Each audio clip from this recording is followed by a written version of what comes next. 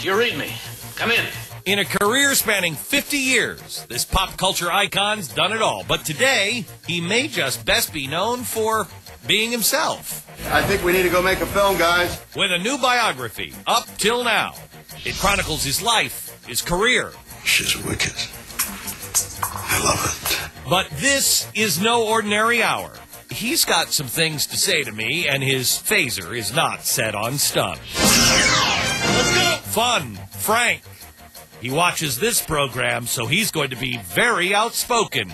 You're not going to see him like this anywhere else. William Shatner joins me now for a full hour.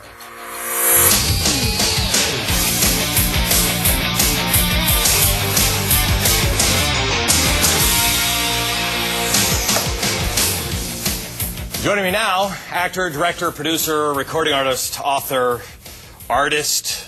What kind of art do you do? William Shatner, by the way. What kind of art do you do? Life. Yeah. And he's now author. His autobiography is out up until now. It is out in the bookstores. And I want to start here. I found this fantastic. I have always had a love affair with America. I have believed completely in the American myth. You are Canadian. Mm-hmm. Growing up, what was the American myth? What was it that you saw from afar? The thing, total freedom. Everybody has the to as much as hard as you wanted to work. That's how high you could rise. You didn't feel you had that in Canada? Because I mean, Canada's kind of like a crappy state.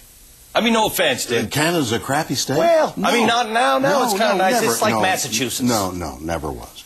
Canada's reticent. Laid back. People would come down here to sell a movie, and they'd ask the secretary what they'd knock on the door of the producer, to whom they should speak, and they'd be speaking to the secretary for the longest time. That was always a joke. The secretary, he was pitching me. I don't know why. I was going to lead him into the office. That's Canada. They're sort of polite and taking a step back, but the fighting machine of Canada has always been illustrious. And it just doesn't seem like it's that different. But as a kid, you saw America across the border and thought there's more opportunity? See, one of the first things I did when I was 19 or 18, I was going to university, about to enter into university in Montreal, to McGill. And a friend of mine and myself took two signs, two McGill students. It was like those old Burma Shave ads. Two McGill students, and I would carry the second sign, seeing the U.S. And we thumbed across the U.S. for 3 months, lived on $1 a day, lived in cars, and went from Montreal to Washington, D.C., across to San Francisco, down to San Diego, up to Vancouver, across through Chicago, and back to, all in 3 months. We saw the United States. And you write in the book, and I think you're serious, that you took a canoe.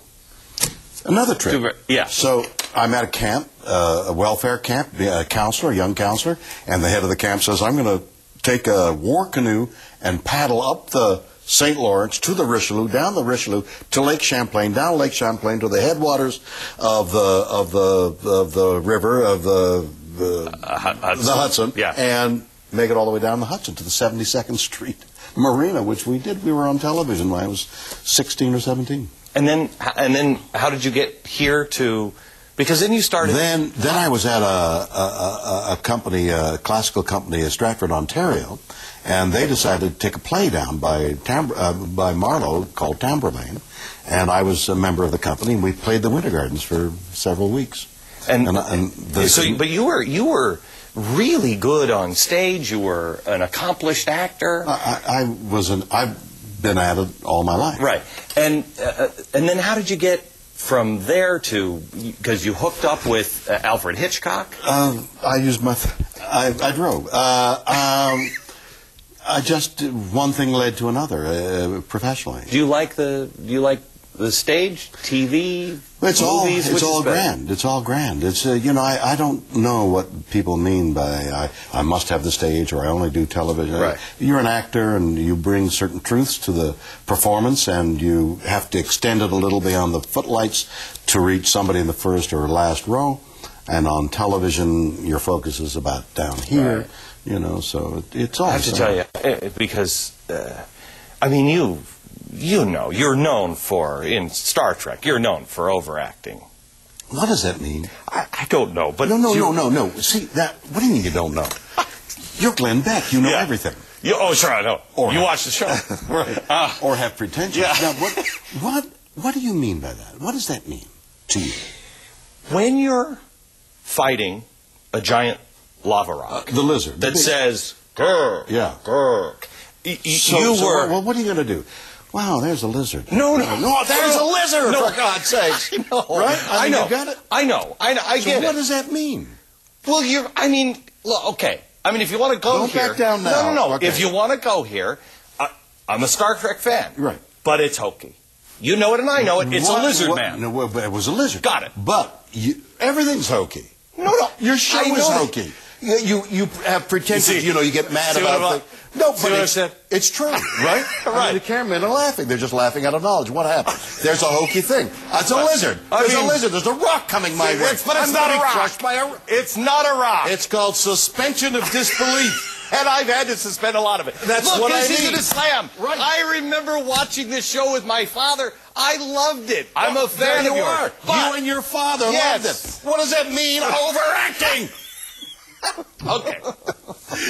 Now I'm watching you on Boston Legal. First time I didn't know anything about Boston Legal. Yeah. And I'm sitting there and I'm watching it. And my wife comes in and you're on the screen. And she said, "What the hell are you watching?" I said, no offense. No, I'm not taking any offense. I said, it's William Shatner. And he's brilliant. I'm taking offense. No. You've completed the sentence. No, but I mean, you are really, really good.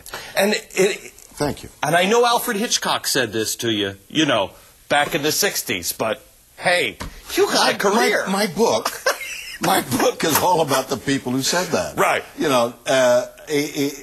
It's the book is the story of, somebody said the other day, and I loved it, saying yes to life, rather than the knocks and finally getting beaten down by experiences and life. Life takes the life out of you sooner or later.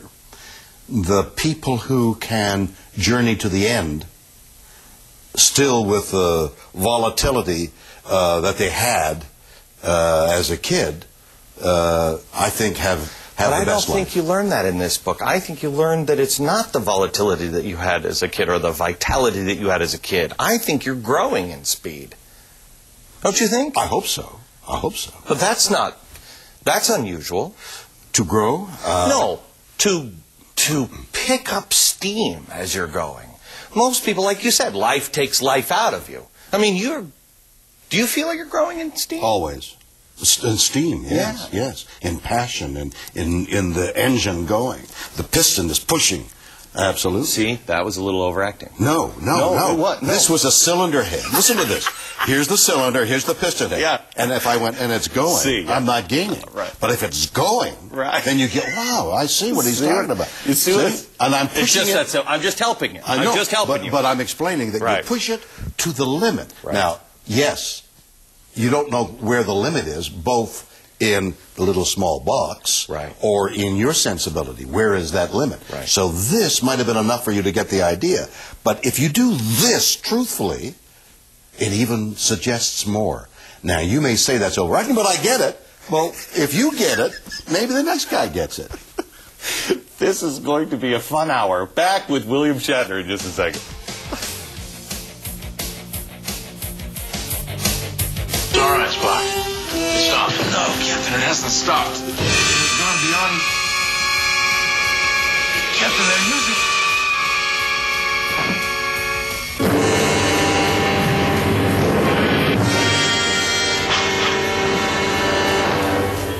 Stepping into Eden, yeah, brother.